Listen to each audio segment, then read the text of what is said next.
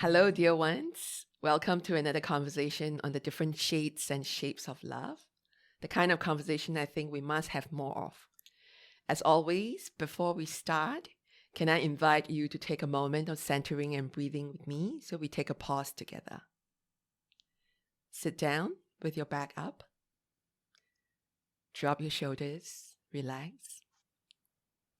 Close your eyes. Breathe. Inhale deeply. Exhale slowly. Inhale deeply. Exhale slowly.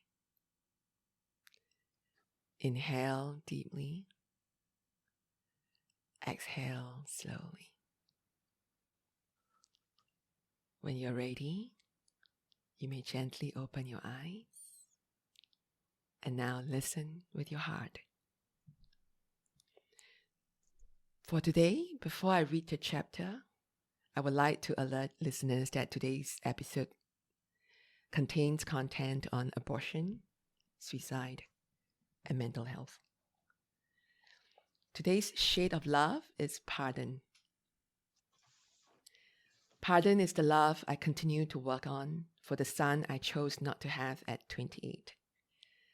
The blue strip that showed up in the restroom of Plaza Indonesia was a blip that caused me to pause and fly back to Singapore to do the needful at the clinic in order to perpetuate an unblemished public identity.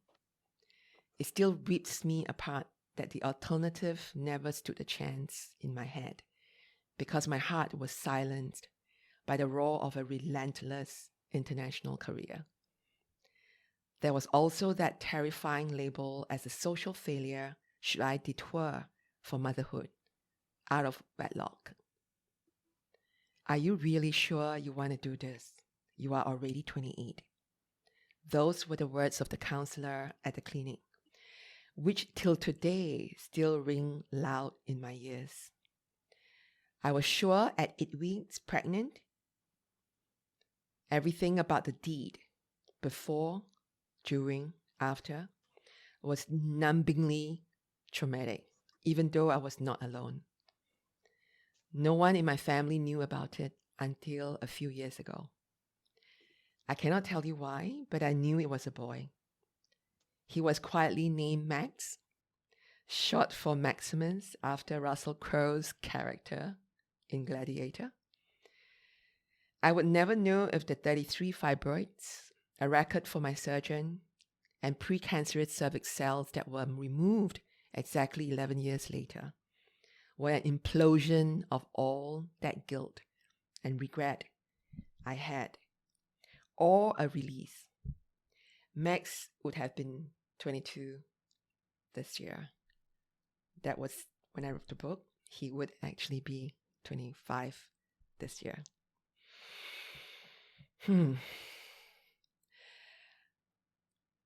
Well, I was, I can feel this whole myriad of sensations in my body as I was reading. I think it shows just how much our body remembers our emotions, right? This was the hardest story to write for the book.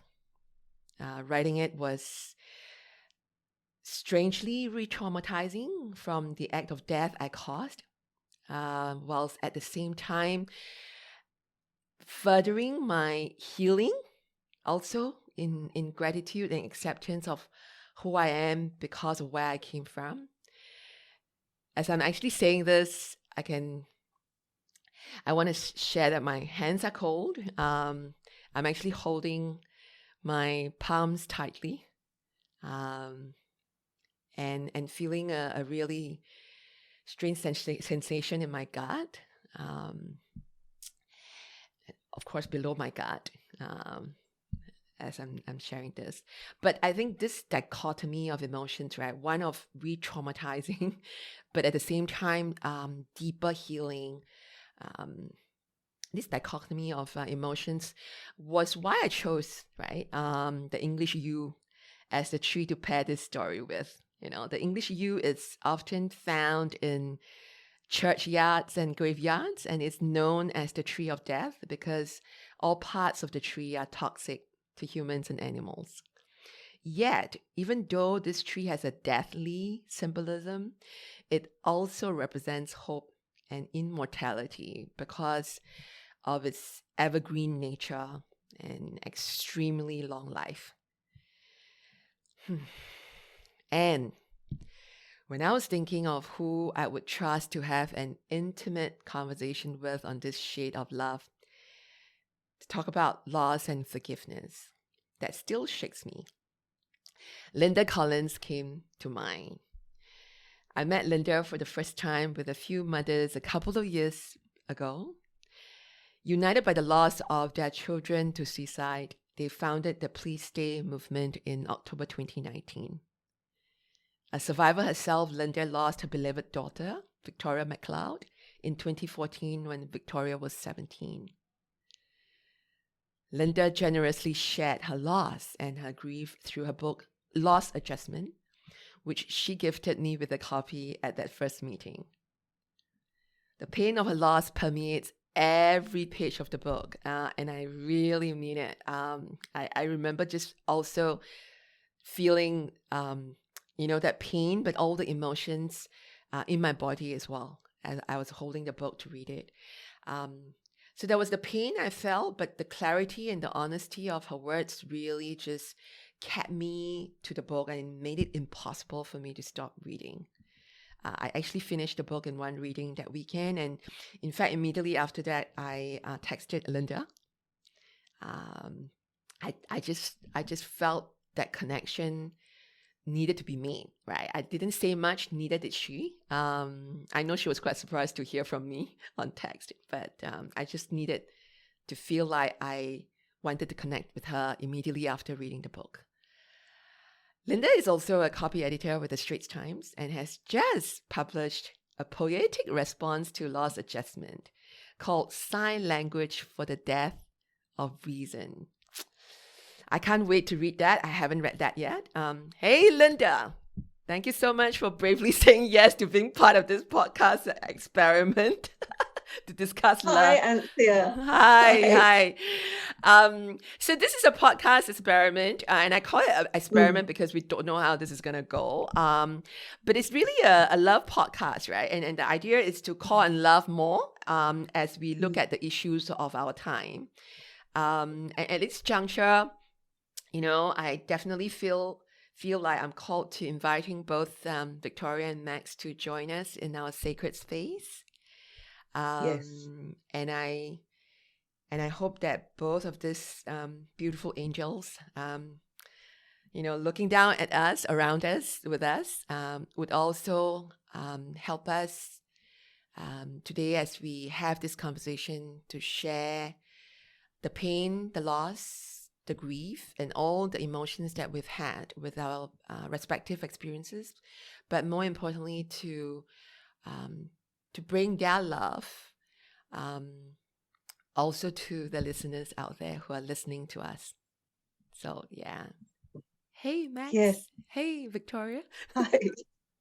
Hi, you guys. Hi, Linda. Hi. Wow. Hi, Anthea. Thank you very, very much for the opportunity to talk with you today. And I'd like to say a big hi to listeners as well. And perhaps you have people, lost ones, you'd like to invite into our sacred space as well, and they are welcome.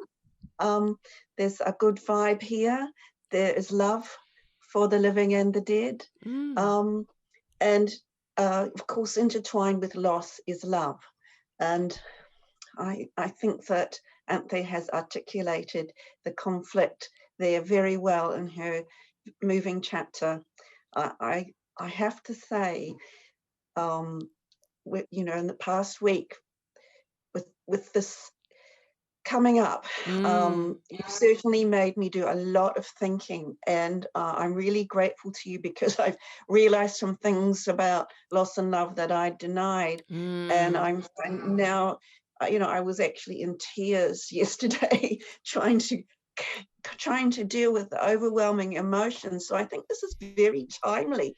I mean, thank you for making me cry all day. Oh, Thank you, thank you. I think tears are beautiful, right?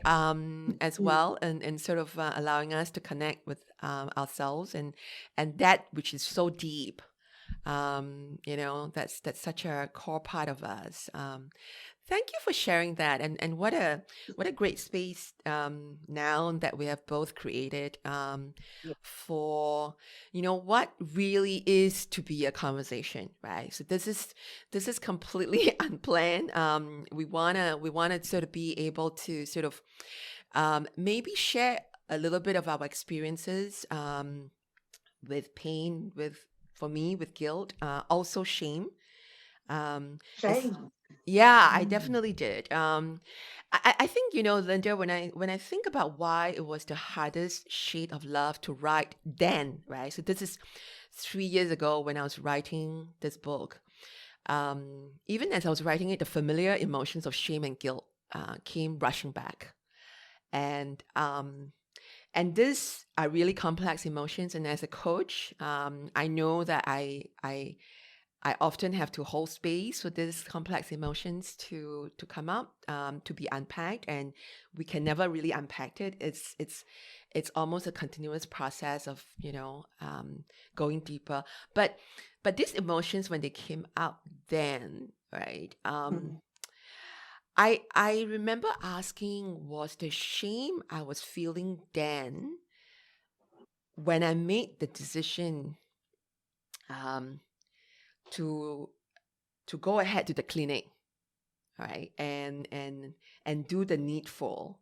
And as I'm saying this, I'm even realizing, Linda, how it's so difficult for me to say the word abortion.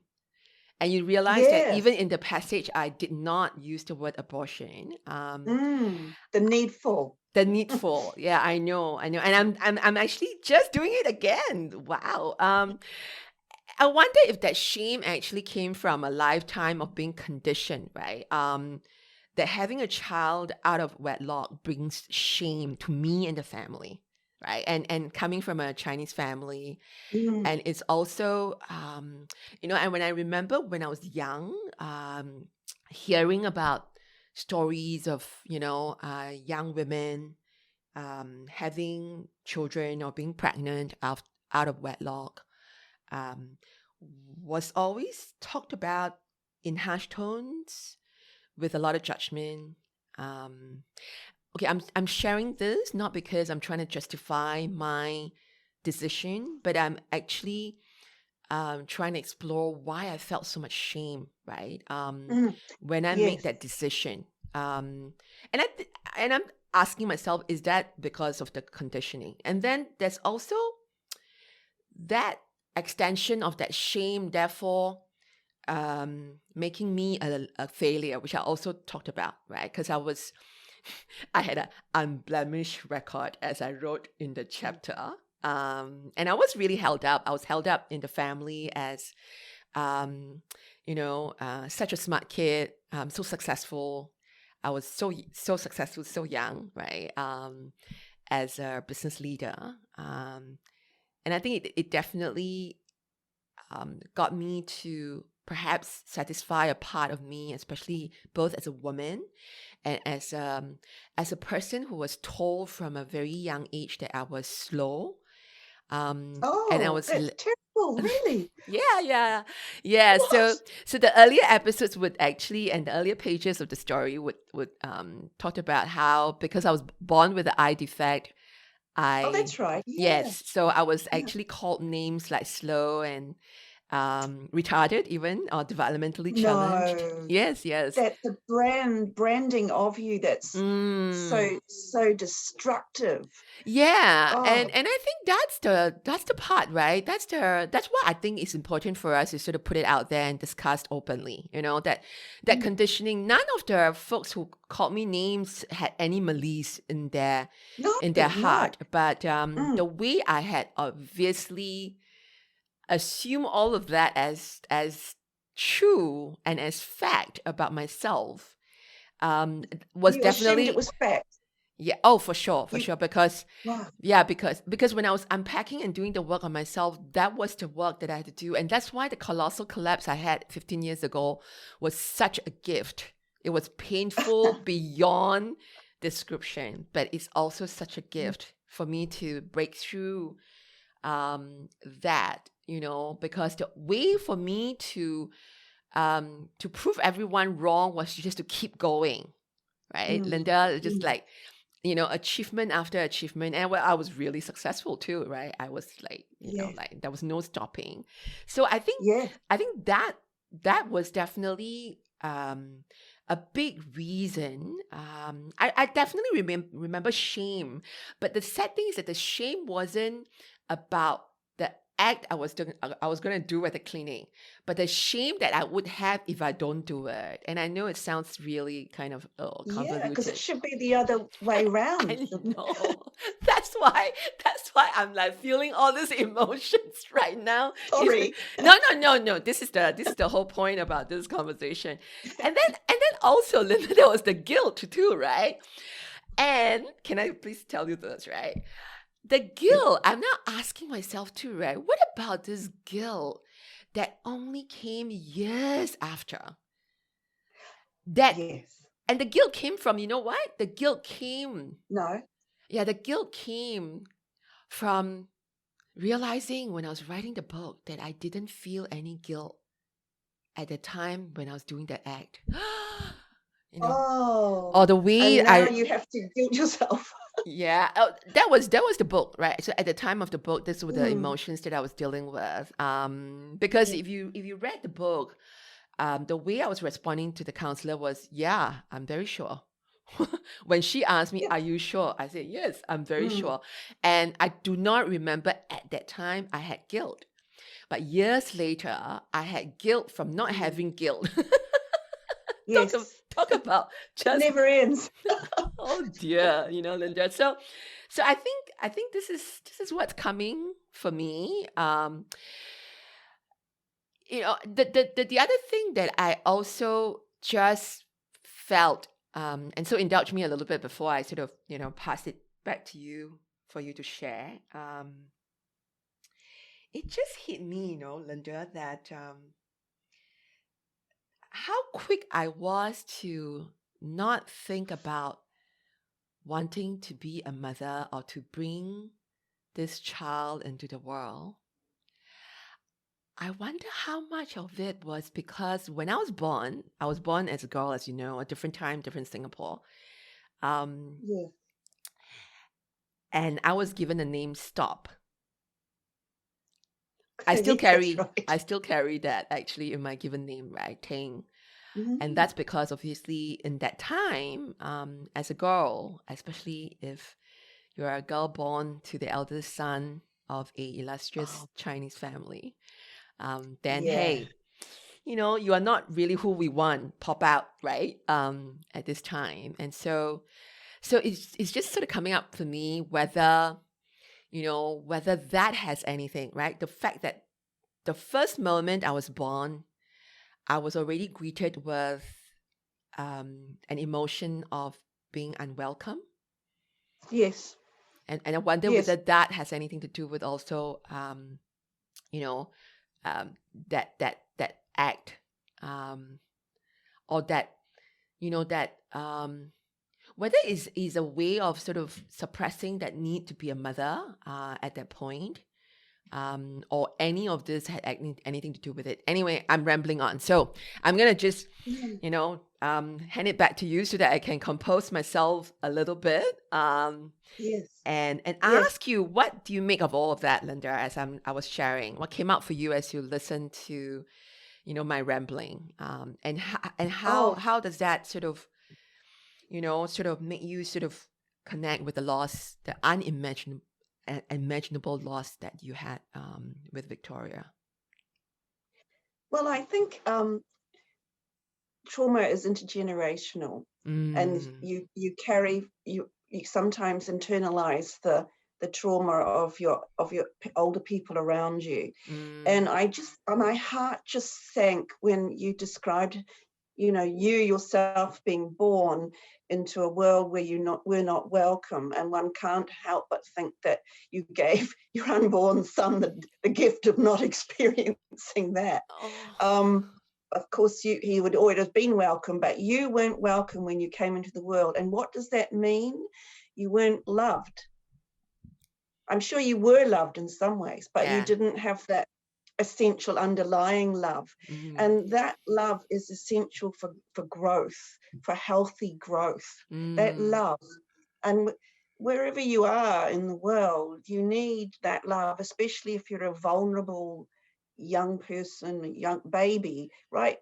From Mm. babyhood to near adulthood. You need as much support as possible. And here you entered the world. Welcome to the world, and didn't welcome you. Wow. I mean, Wow. that's And you its just made own me cry there, burden, by the man. way. But Can I I really just want to comment thank you for there? that. That was huge for me. Thank you. Another thing that strikes me, and I hope you don't need to take another deep breath, but another thing that strikes me is that you seem to excel in a patriarchal proved way, with the in an outcome focused way, in a way that almost is expected of the provider, usually the male. You passed your exams. More than that, you were a star student, just about every parent's dream. And in terms of then getting on to great education, business minded. Yeah. But I'm wondering then that along the way, were you ever given any skills of motherhood? Was there any sort of clear expectation that one day you may be a mother yourself? Because it doesn't sound like there was any expectation of Anthea the female and her role within that. You were assigned almost a male role, or you She's gonna make me cry again, you know?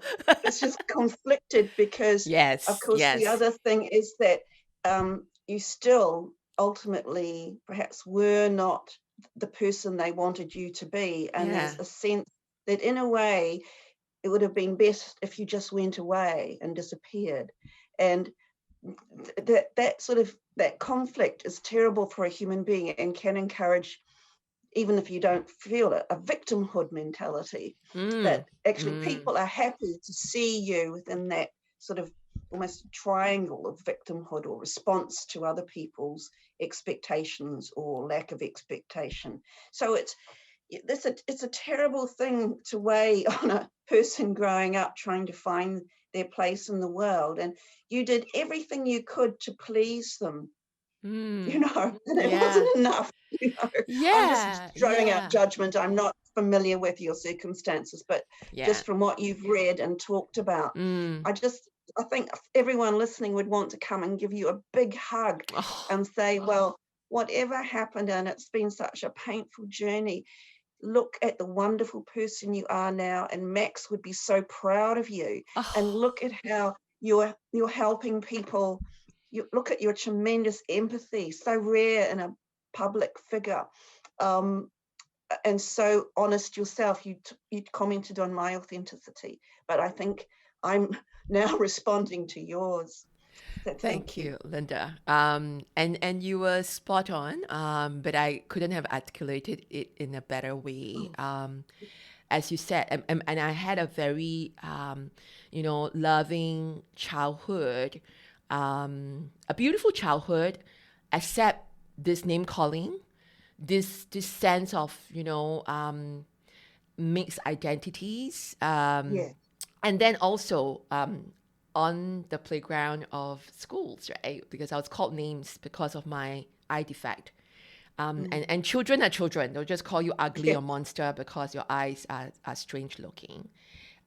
So those were the things I had to deal with. But I think you could be right. There was, and I have talked about this even in the book, that there's a part of me where I felt I was holding on mostly to the masculine self that makes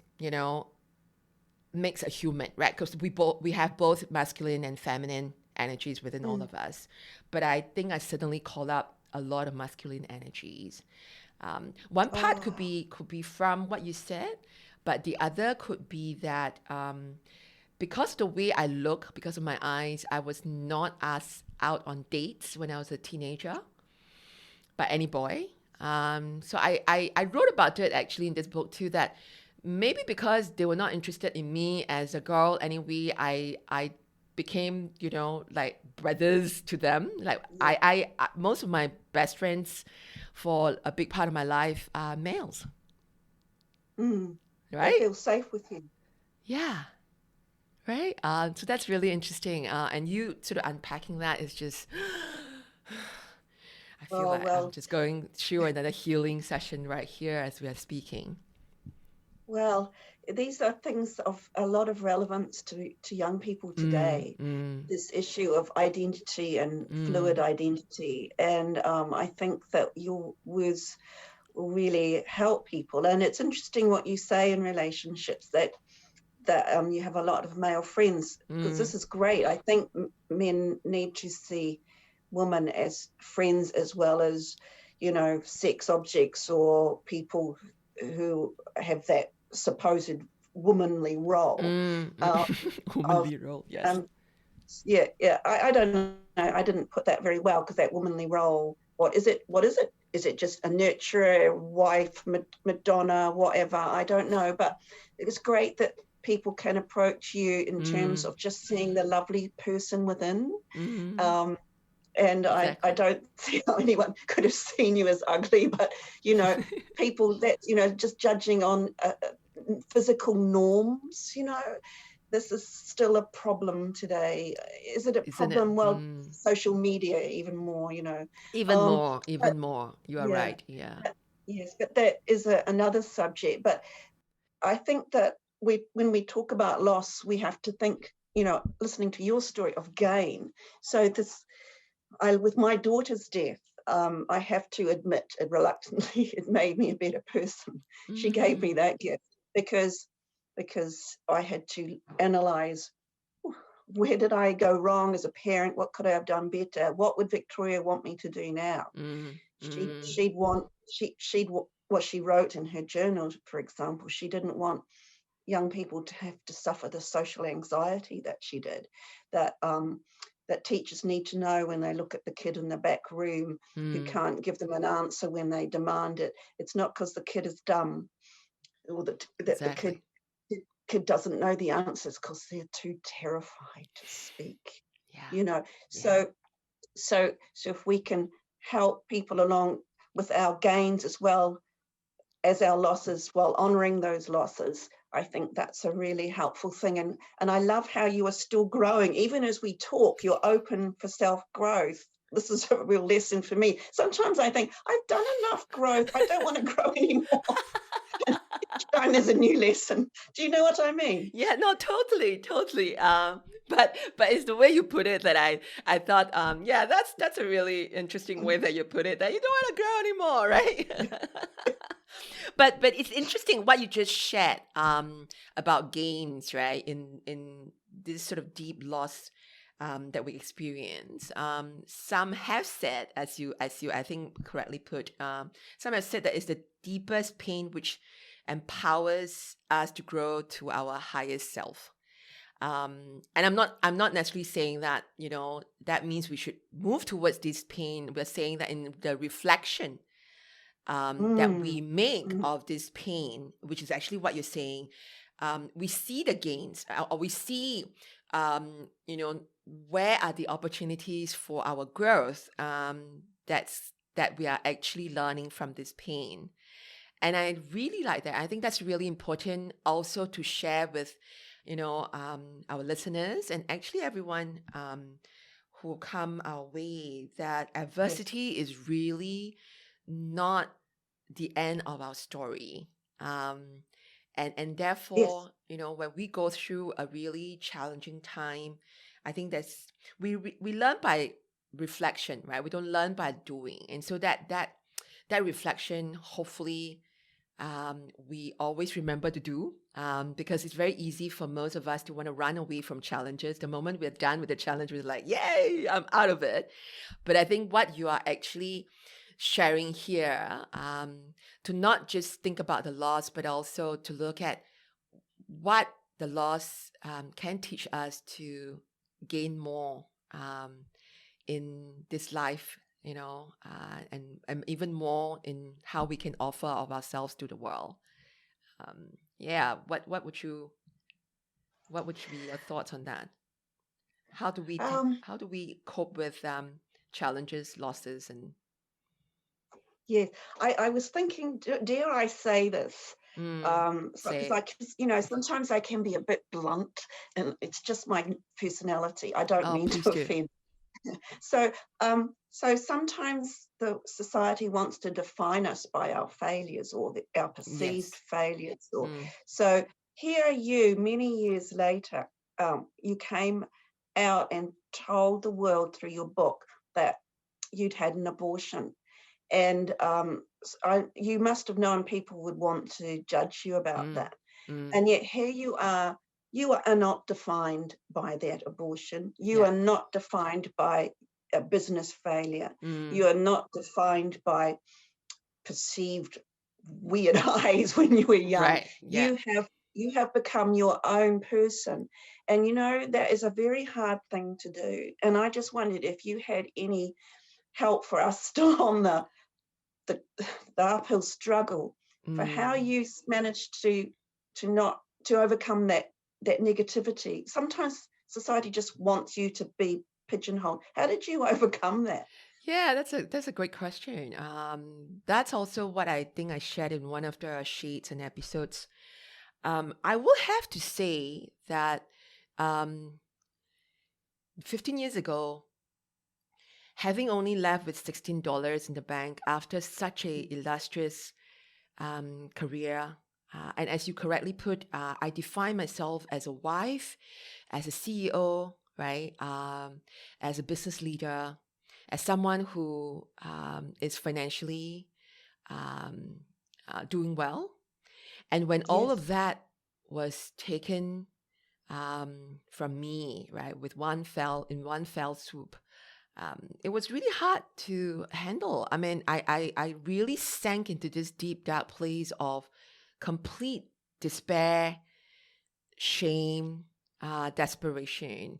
And I contemplated the distance between my windows on the 18th floor to the Oh ground. dear. I did. And I think Oh, the reason I people, what shared a that, loss.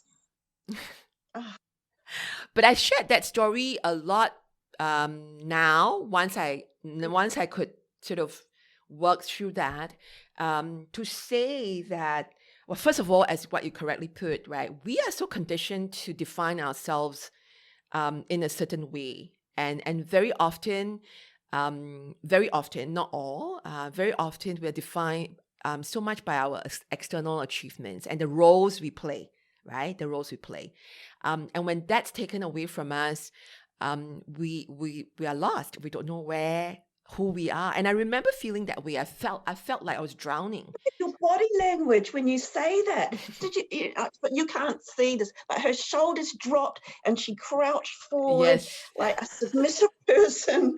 Sorry. No, no, no. But that's really astute, observation that you've just made for our listeners, and it's true, right? So what then for me happened was that I think I think because I was broken so much to the core, it then truly allowed me to come face to face with who was underneath all of the layers of conditioning, Yes. right?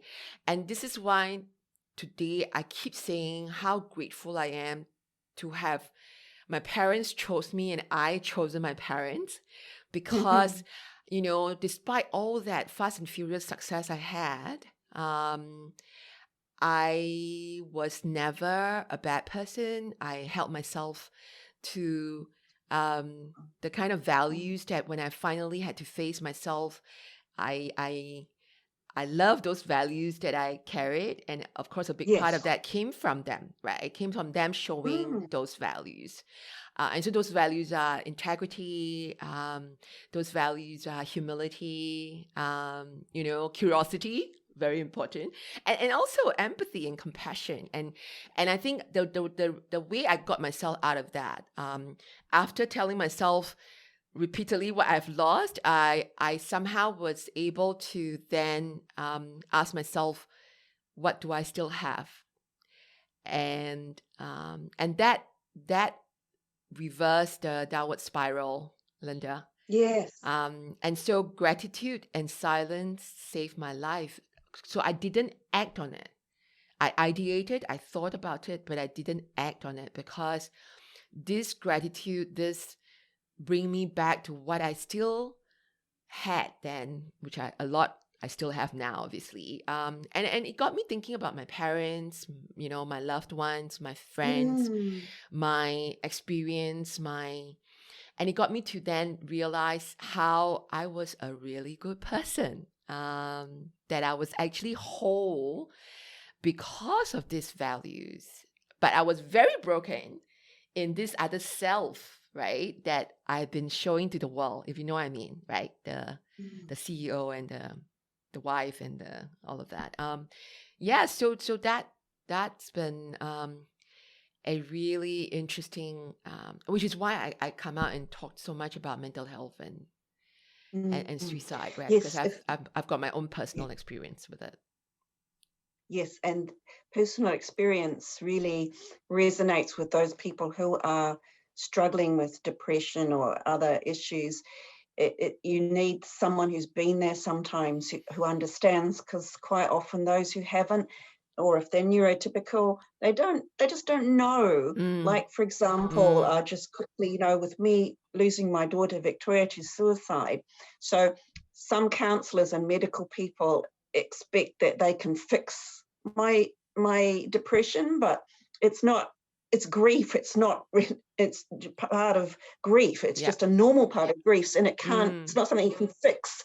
so mm, so to find mm, people who understand it, and just see that actually mm, you sometimes grieving or crying or whatever is just normal, having mm, gone through all that. Like, mm, I was thinking about your piece, and I just looked at it quickly, and there were some words that I underlined. Yeah, mm, and mm, so back to part, and so there was the word perpetual. So in terms of your business career, but I thought perpetual is actually a word that one thinks of in terms of, you know, generations. And I think it's related to the Greek, to the Latin partum, to do with progenitation, having other mm. kids. So, and yet that word you applied to business. And then there was the word motherhood, a Right. detour for motherhood, yet it kind of was a motherhood statement in that context, even then it had to be capitalized. And then, of course, traumatic. Yeah. And Yeah. trauma trauma comes and goes and ebbs and flows, but it does change you. And Mm, so mm. that is something to be acknowledged. So those are just, here I am rambling now. No, no. I think These are just again, my thoughts. those were so precious. And again, as you were saying, I'm feeling sensations in my body, and I'm responding not just in terms of my heart and how I feel and my head as I'm listening to you, but my body is responding, right? And so Yeah. in some ways, that's you are definitely holding a space for me, right? This is really what we set out with intention. This has been set as a sacred space, and and Mm. there's a lot of healing that is going on with me at the bodily level as well Yes. as we are speaking. And I think when you talk about trauma, we must not forget that trauma doesn't only come when you've been inflicted physical violence. And the understanding of Yes. trauma needs to be broader, um, especially in a lot of the work that we need to do in the social sector and with marginalized communities as well. Yes. That whole that could be another whole conversation that we do. But I think coming back to what you shared about what you asked, how did I come out of it? How did I get myself. The other thing I remember, which is why I chose the verb, and it's a verb, right? It's not a noun. The verb, because all the shades are verb. Because I wanted it to be active, It Mm, is a mm, proactive. So this word that I've chosen, pardon, for this chapter, is a verb yes, and is an act of forgiving. that yes. that we have to remember that act is a action. It's something we have to do. We can't just think about it. And I think when I talked about the work I did, so much of that was about forgiving myself, not just for this act with Max, but also for all that I have ever thought of myself as less. I forgive myself for that, right? That Oh, all that, and I forgive all who have actually called me names, and I think that's part of mm, mm. also working, on the healing and on the becoming uh, Yes, of who I yeah. truly am. Yeah. So I let me know if this is comfortable for you to talk about. But I really wanted to ask you this. So in terms of youth suicide and mental health, right? Mm. I was just sharing with you before we started this conversation that we just lost, a beautiful 23-year-old Oh, man, Paul, yes. Oh, last Saturday. And I also just heard of a 9-year-old attempting suicide this week as well. And so I wanted to ask you, um, would you be able to share what did you see or not see before, but Victoria's death has revealed in terms of suicide and youth mental health? yeah, that's a question that really strikes to the heart of me because I have a message for parents. So So with me as a mother, I got too busy paying the bills, right? And trying to hold the family together and go to work, make sure Victoria had her school uniform ready and lunch was sorted. So I just was a day to day, almost like half day to day proposition. And Mm, I was so focused on that. And I think many parents today are, because you've got to both go out and work, you've got the mortgage or rent to pay. mm, And it's just hard enough creating a home for your family, and so much on your mind, work and all this and commuting. So please don't do what I did, which was just bury myself in that and always want things to be nice. Sometimes as a parent, you have to stand back and look at your kid through neutral eyes. What's the body language of your kid? mm, How is their skin? Have they got a lot of acne suddenly? Do they look hunched? Are their eyes vacant? Or are they always on their screens? Do they look, suddenly their appearance is not so good? They start being withholding stuff. mm, They always tell you things are fine. Look at that child of yours through neutral eyes and think, oh, actually, that person doesn't look so right. And mm, then you have to mm, do the other thing I didn't do, which is to ask the hard question. Don't let the kid fob you off when you say to them, as I did, I did ask Victoria, you mm, okay? And she said, sure, Mum, sure. I mm, should have said, no, you don't look right. You mm, can tell me. I don't want to nag you, but I need to know because I love you. What's wrong? So what um, I've learned that a lot more people than I was aware of suffer learning disorders, whether, and especially girls. A lot of girls actually are autistic. But I mean, I'm just saying, I haven't got percentages, but recent studies have shown that autism in girls gets overlooked because they tend to be the shy, quiet ones. Whereas, and also ADHD, attention deficit disorder, um, people tend to think of it as an impulsive thing with kids racing around, but girls can also be quite quiet and overlooked. So there are studies coming out all the time showing the devastation of young people overlooked with their problems, and that the system is very outcome focused for people to pass exams, and some people just are not possible of passing exams. It doesn't mean they're stupid, but they can't fit into that box that requires that outcome. And then where is a place for them in the world after that? Exam equal jobs, right? There must be an alternative futures offered for young people who feel in whatever way their outliers. It needn't be learning disorders. It just may be attitudinal. It may be a broken family, all sorts of things. But that the society will include you and you will have a place. So that is what I'm really concerned about now. Yeah. Whew. Yeah, she just made me cry again, listeners. You can say this, but I think that was such a powerful sharing, and because of that, it's such a powerful message, right, out there to put out there to all the parents. One other question, if you will indulge me, Linda, is how has this unimaginable loss changed you?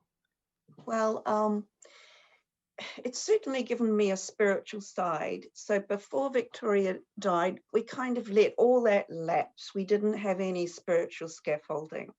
And after she died, Mm, it was the Samaritans who came, and then the pastor of my neighbour's church, Pastor Kai, who was just who was a doctor before he became a pastor, and he just was very logical but kind of compassionate, and he had mm, some really spiritual guidance for me as a person, and that caused me to self-reflect. And then Singapore neighbours were amazing, and one of them started to do Bible study with me every week, mm, and through that I began to distance myself and see the wisdom in this book, the mm, word.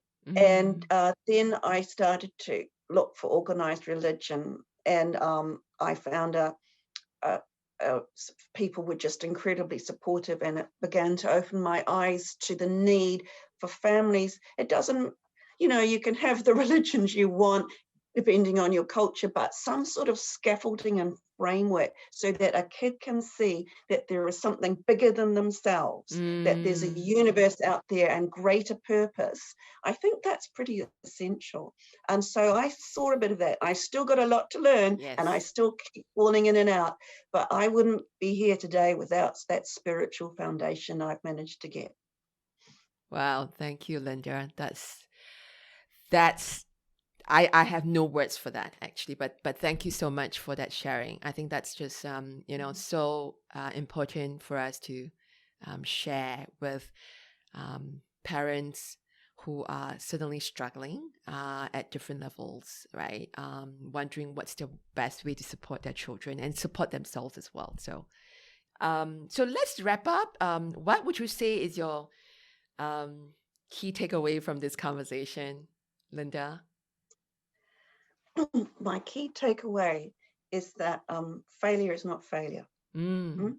mm, Failure is just something went wrong, didn't go to plan, but that doesn't mean there's another better plan. mm, Okay. Thank you. I think for me, what I'm holding right now is that forgiving yourself is Mm. for you to set you free, right? Yes. And actually, a lot of the forgiving I didn't do it with the person I'm forgiving. I did it, without the person in front of me, but I forgave them, and it was a very intentional, deliberate act, and then that allowed me to forgive myself, or forgiving myself allowed me to forgive them too. But all in all, I feel like the act of forgiving is really for ourselves. So never think that, when we forgive someone else, is actually to let that person go scot-free or to feel better. It ultimately comes back to you, and you loving yourself enough to forgive yourself and hold yourself um, in that embrace of acceptance. Oh, could I just say, I think in saying that you freed Max. That was so beautiful. Ooh. And thank you, Max, for being in my Mm. spirit and in my space for all this time, to guide me. I think in all that work that I've had to do, to be right here. And also thank you, Victoria, Cool. No, I feel her. I feel her too. And I'm just so thankful we have this conversation, Linda. And Yes. I can't wait to give you a hug the next time we see each other. Mm, Thank you. Thank yes. you. So let's wrap this up. So usually, at the end of the conversation, we would also share some resources, especially in relation to the topics that we've discussed in this conversation. These resources are obviously by no means exhaustive. There must be many that I have missed out. You can also find some of the links on our show notes and social media posts. We hope that this could be of value for all our listeners out there. There's the Caregivers Alliance, which is a great group of people who can support caregivers who are looking after people living with mental health challenges. Obviously, there's the Samaritans of Singapore, SOS.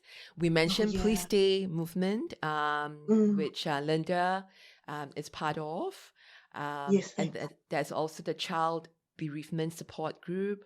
There's Yeah. Chat, as well at Scape in Orchard Road. Mm, I want to also give a special shout out to Shan Yo Counseling, the yeah. wonderful team there who will always give free counseling for students if you Mm, come forward and need support. So this is all we have for this conversation and this episode. But as always, we're going to leave you with an invitation.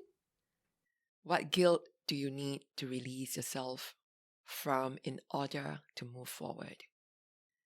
What can you do to forgive yourself?